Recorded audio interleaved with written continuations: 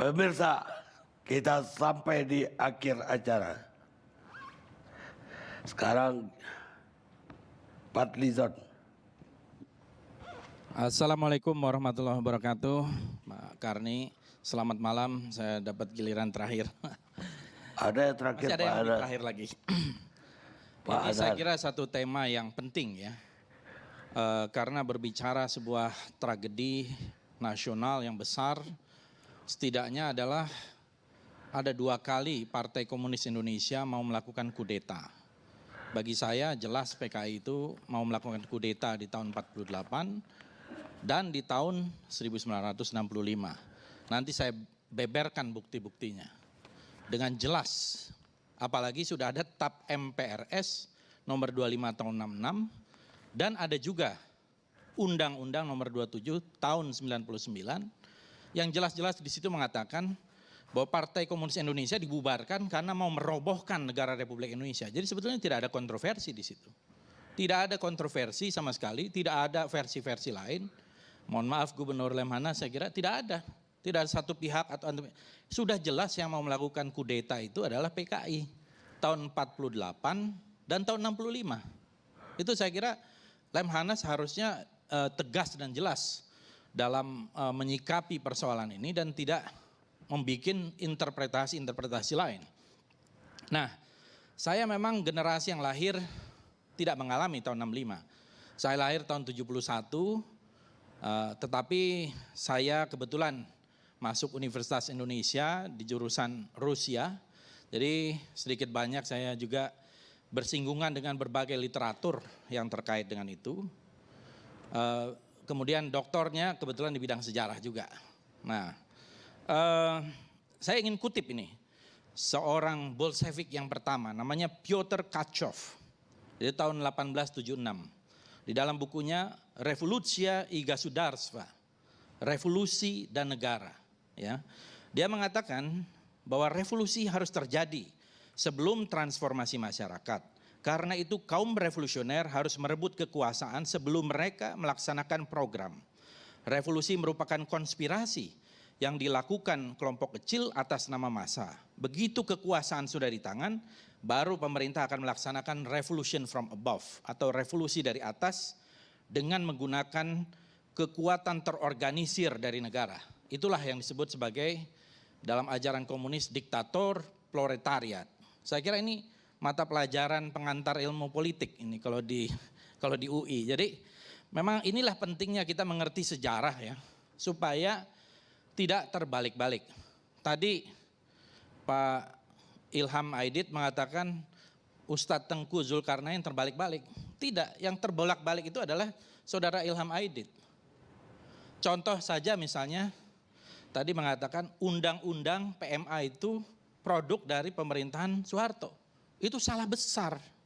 Yang menandatangani undang-undang nomor 1 penanaman modal asing itu adalah Presiden Soekarno. Tanggal 10 Januari tahun 67, Pak Ilham. Ini informasi elementer. Anda jangan bolak-balik itu. Ya, itu jelas. Nanti saya bicara dulu. Anda bisa buka, sekarang Anda buka dulu aja Google dulu. Yang menandatangani adalah Bung Karno, Soekarno, bukan Soeharto. Buka aja, Google dulu Anda, nanti silakan jawab. Itu informasi elementer. Ya. Kemudian tahun 48, kalau kita lihat, saya meneliti tahun 48 itu dan saya bukukan nih. Kesaksian korban kekejaman PKI tahun 1948. Ini atas anjuran dari Pak Ud, Kiai Haji Yusuf Hashim, putranya Hadratus Syekh, Kiai Haji Hashim Asy'ari. Ini tokoh besar NU. Pak Ud ini adalah sahabat saya. Dan kami bersama-sama mewawancarai korban-korban kekejaman PKI tahun 48. Dan jelas sekali di situ PKI 48 itu berkolaborasi dengan Belanda menusuk kita dari belakang. Ketika kita bersiap-siap menghadapi agresi militer Belanda yang kedua, yang kita sudah antisipasi waktu itu, Soekarno, Hatta dan tokoh-tokoh bangsa mengantisipasi, tiba-tiba 18 September, tentu dimulai dengan kerusuhan-kerusuhan di Solo dan Jogja, dideklarasikanlah Soviet Madiun. Dan dimulai dengan pidatonya Musso. Musso sebelumnya datang, dibantu oleh Belanda, bisa masuk ke Indonesia.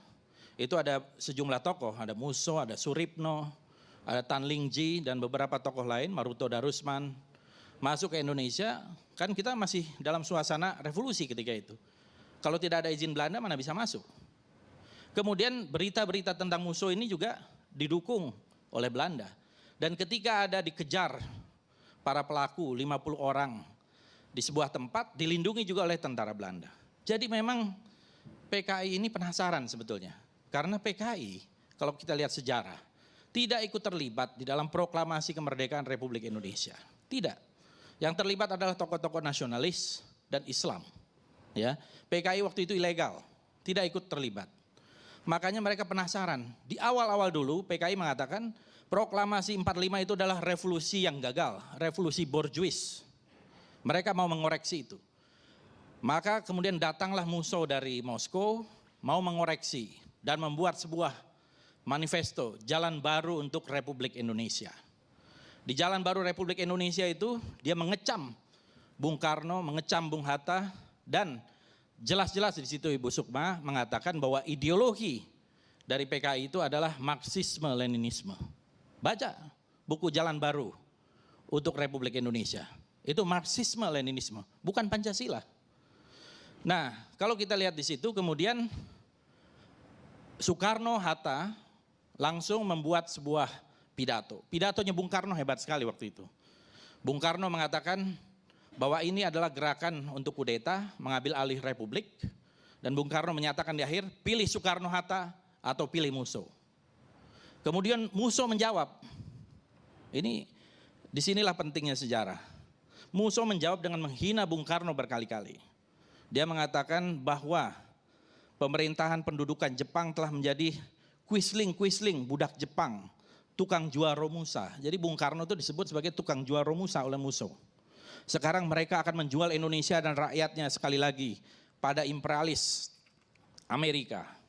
Kemudian rakyat Indonesia tidak butuh, rakyat belum lupa semboyan-semboyan Soekarno. Mereka mengerti bahwa kaum dagang Romusa tak becus memerintah negara. Oleh karena rakyat Madiun dan juga daerah-daerah lain sekarang akan melepaskan diri dari budak-budak imperialis. Ini otentik pidatonya Bung Karno dan pidatonya Musso. Semua sepakat, 48 itu yang menjadi korban adalah para tokoh Kiai NU kebanyakan. Di Takeran, Sabilil Mutakin, Ponorogo, Gontor, dan dibuang atau setelah mereka dibantai, ditaruh di lubang buaya di sumur-sumur. Sumur Soco 1, Sumur Soco 2, itu ratusan orang yang ada di situ. Kemudian belum yang dibantai, termasuk ayahanda dari Profesor Sri Edi Swasono, itu Pak Munaji, kepala pengadilan kalau tidak salah ketika itu dibantai juga dan hilang, tidak ketemu sampai di mana. Dan suasananya memang revolusioner dibuat. Jadi menusuk dari belakang ketika kita mau menghadapi agresi militer Belanda yang kedua. Nah akhirnya kemudian karena ini adalah sebuah kudeta dan kemudian kita menghadapi agresi militer Belanda, tentu tidak tuntas penumpasan itu. Barulah kemudian apa yang dikatakan tadi oleh Ustadz Tengku Zulkarnain, berusaha comeback. Dalam 3-4 tahun berusaha kembali. Tahun 54 bahkan PKI dalam Kongres kelima itu membuat sebuah program yang namanya metode kombinasi 3 bentuk perjuangan. Yaitu untuk perang gerilya di desa, melawan setan-setan kota di buruh, dan yang ketiga infiltrasi ke kalangan angkatan bersenjata.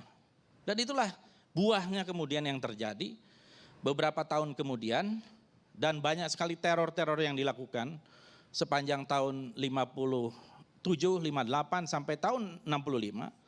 Ini juga saya menerbitkan bukunya, Lakon Politik Che Guevara Melayu. Ini dari Pak Ridwan Saidi, dokumentasi teror PKI tahun 55 sampai tahun 60. Dan kemudian kalau kita lihat di dalam Harian Rakyat, ini saya bawa fotokopian Harian Rakyat 2 Oktober. Ini tidak bisa terbantahkan, Harian Rakyat ini punya PKI. Yang memimpin adalah Nyoto. Ini koran resmi PKI, 2 Oktober. Editorialnya menulis tentang gerakan 30 September. Dan jelas dikatakan rakyat yang sadar akan politik dan tugas-tugas revolusi meyakini akan benarnya tindakan yang dilakukan oleh gerakan 30 September untuk menyelamatkan revolusi dan rakyat dan seterusnya dan seterusnya. Kemudian di karikaturnya ini ada Minggu, Senin, Selasa sampai Sabtu. Ini hari Kamis, Jumat, 30 September dan 1 Oktober. Jelas-jelas di situ ada tangan, gerakan 30 September tulisannya. Kemudian yang dihajar ini adalah para jenderal. Ya, kemudian lagi Coba lihatkan ke kamera. nah, lihatan ke kamera ini, lihat. Bisa kelihatan nggak? Yang mana kameranya? Oh ya. Nah, ini. Coba lihat ini. Letkol Untung, Komandan Batalion Cakrabirawa menyelamatkan Presiden RI dari kup Dewan Jenderal. Selalu dia memutarbalikkan fakta.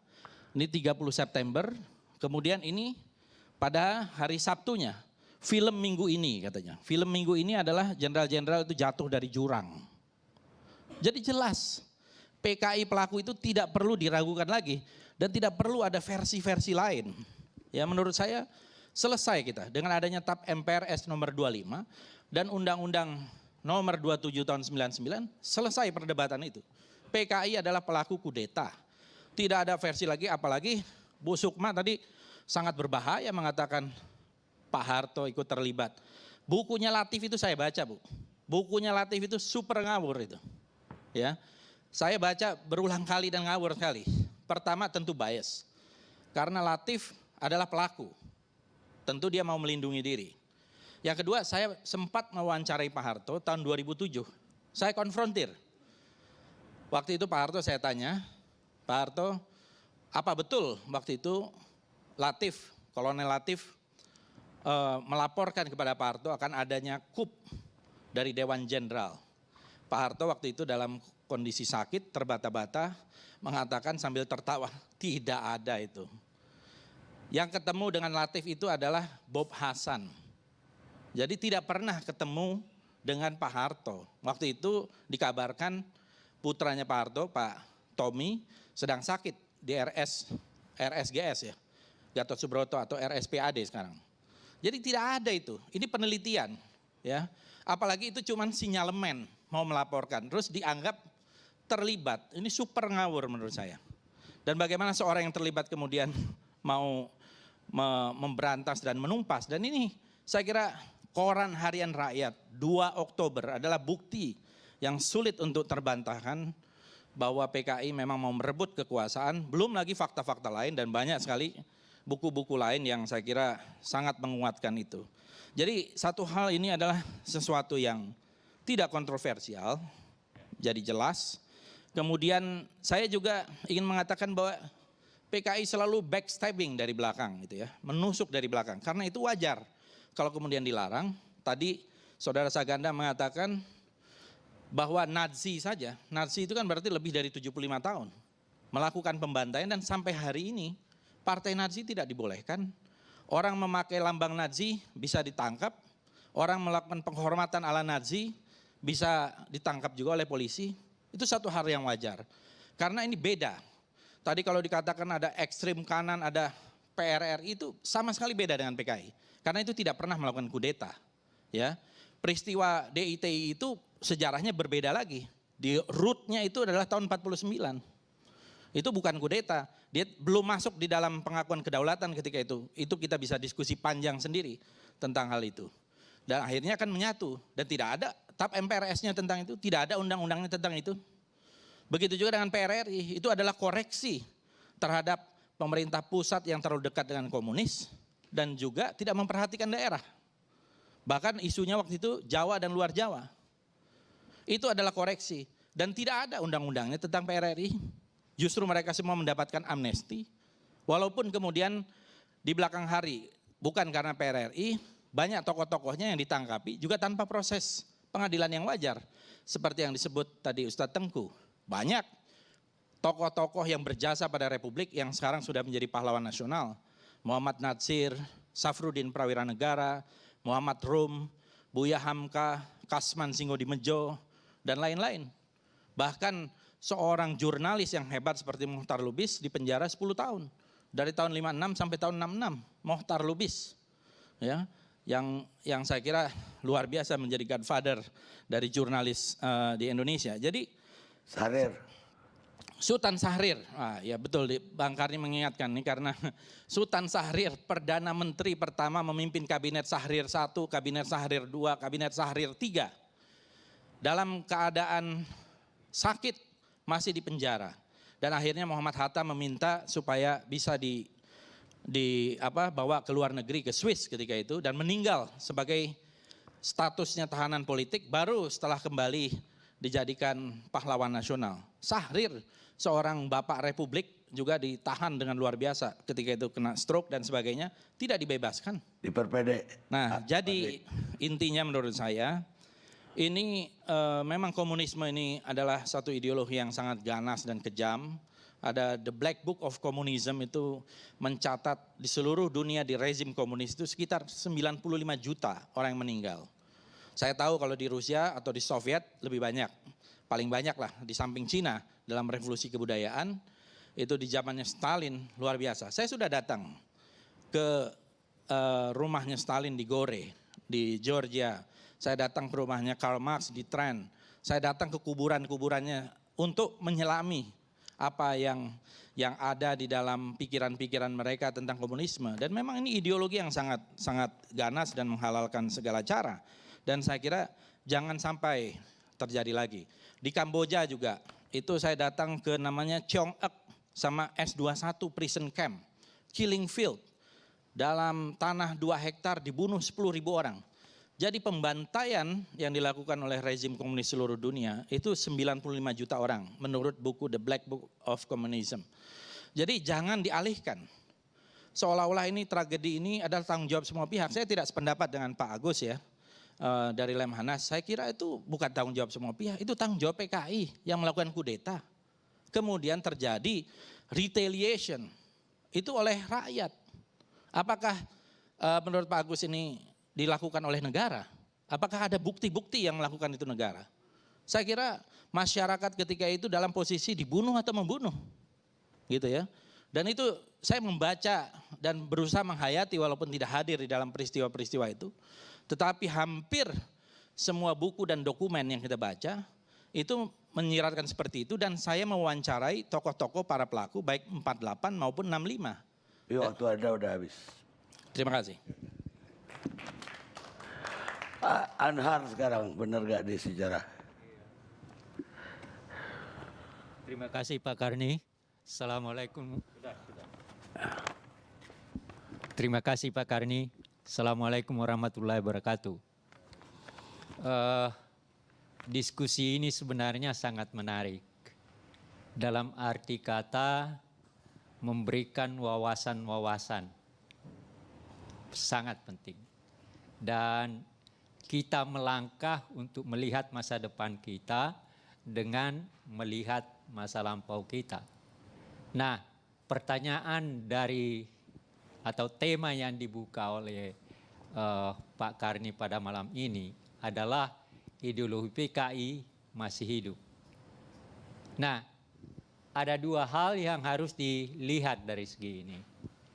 Ideologi dalam pengertian Marxis, dalam arti kata pikiran, dan yang kedua PKI sebagai organisasi.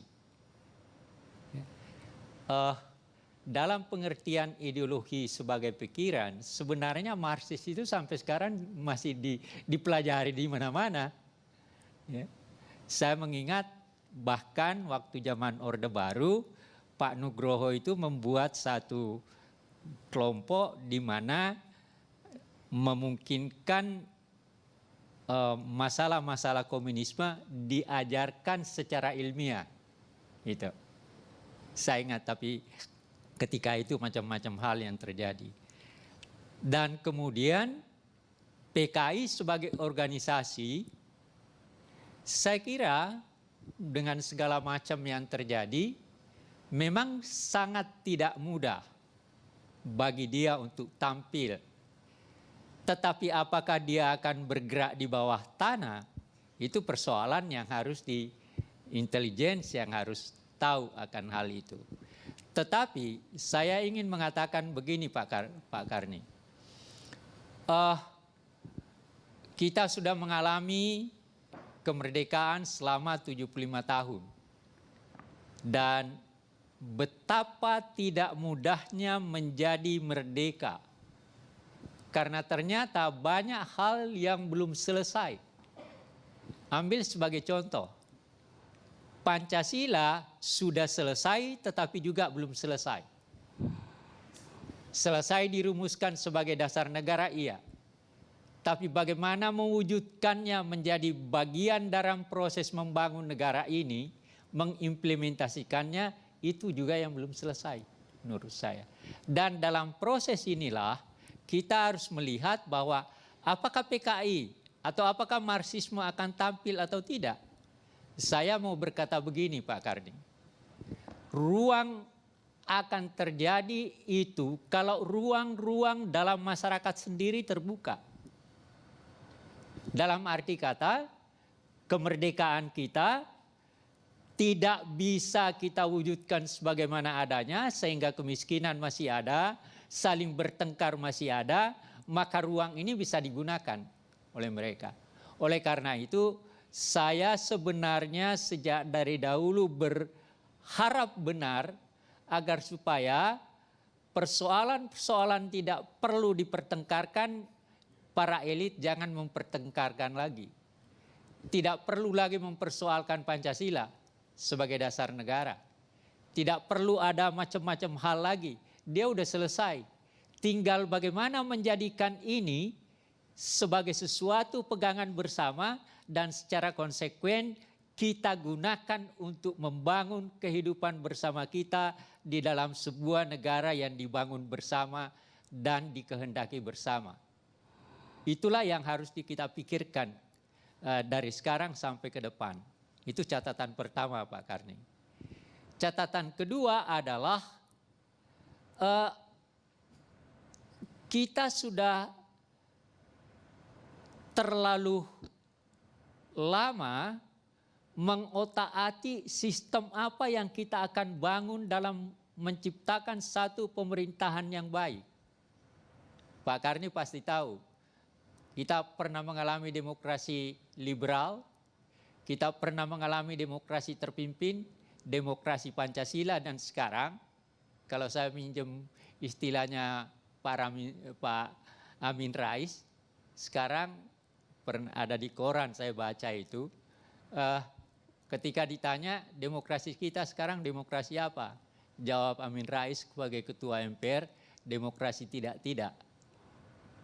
Nah, apa artinya ini sebenarnya? Saya mau mengatakan bahwa ketika demokrasi kita tidak pahami tapi kita jalankan, maka tidak ada gunanya juga. Sebenarnya sederhana Pak Karni. Kita mau berdemokrasi untuk mendapatkan kekuasaan sebagaimana dalam pengertian damai. Jadi sebenarnya dalam sebuah negara demokrasi tidak perlu ada pertengkaran. Ada cerita yang menarik. Pas saya di Jepang, lalu sekitar jam 5-6 sore terjadi demonstrasi besar-besar. Dan terbelah. Di sebelah sana ada demonstrasi, di sebelah kini ada demonstrasi. Dan apa yang sebenarnya terlihat di situ? Kedua kelompok ini adalah dua kekuatan yang saling berbeda pendapat. Satu mendukung pemerintah, satu menolak pemerintah. Jadi kesimpulan yang harus kita dapatkan Pak Karni saya kira untuk ke depan kita, dan saya harapkan nanti justru ini yang akan kita bangun terus adalah bagaimana kita menciptakan satu sistem yang kita katakan demokrasi. Saya tahu sebagian dari apa yang dikatakan oleh rekan saya yang sebenarnya sejarawan juga, ya, Pak Fadlison, itu memang faktanya seperti itu. Misalnya kalau ada orang mengatakan bahwa PKI setuju dengan Pancasila, dia tidak ada kaitan dengan Pancasila. Karena apa? Dia dilarang. Ketika proses Jepang datang, dilarang dia. Nah, dalam prosesnya setelah merdeka, baru dia mendapat ruang. Tapi ruang yang paling besar yang dia peroleh adalah dari tahun 59 sampai dengan 65. Itu tidak bisa. Dan pegangannya sederhana. Pegangannya bukan pada Pancasila. Pegangannya pada Nasakom. Nah, ada hal menarik. Pada zaman demokrasi terpimpin ada lembaga yang dipimpin oleh Pak Ruslan Abdul Ghani, yaitu Badan Pembina Jiwa Revolusi di bawah Departemen Penerangan, dan dia melakukan apa yang kita kenal dengan indoktrinasi Manipul Usdek. Nah, setiap kali indoktrinasi ini diadakan, maka yang hadir itu adalah yang diundang datang ke situ adalah yang dianggap calon-calon pemimpin yang revolusioner. Ada macam-macam, semua golongan Nasakom diundang. Dan pembicaranya adalah ketua-ketua partai. Nah, ada hal yang menarik di situ. Ketika Aidit datang dan berbicara tentang Pancasila, lalu dia katakan begini, dan ini bisa dilihat ada buku kecil yang dia bikin sendiri, ada dalam bukunya Saifuddin Suhri Berangkat dari Pesantren, itu juga bisa dilihat di situ. Aidit mengatakan begini, kalau Pancasila itu adalah alat pemersatu, kalau begitu ketika kita sudah bersatu, Pancasila tidak diperlukan lagi. Itu terdokumentasi itu. Dua dokumentasi yang bisa dipercaya. Dokumentasi PKI sendiri dan dokumentasi Saifuddin Suhri yang bukunya Berangkat dari Pesantren. Nah, yang lain sebenarnya yang sangat ada hal yang menyebabkan ketika di Jawa Timur terjadi G30S itu lalu kemudian terjadi pembunuhan, karena kesalahan kita selama ini Pak Karni adalah kita hanya melihat G30S itu pada 65. Kita lupa bagaimana proses 60 sampai dengan 64. Di sanalah proses itu terjadi yang kemudian membawa peristiwa itu. Ada penelitian yang dilakukan oleh Aidit yang menyebutkan ada 7 setan desa. Dan ini buku diterbitkan oleh bukunya Aidit, oleh CCPKI Aidit juga. Menariknya di situ apa? Salah satu setan desa yang dia maksud adalah kiai-kiai yang ada di desa. Itu ada dokumennya. Dan saya berbicara sebagai seorang sejarawan tidak mungkin bicara tanpa fakta. Nggak mungkin. Kalau saya bicara tanpa fakta, berarti saya harus berhenti jadi sejarawan. Gitu.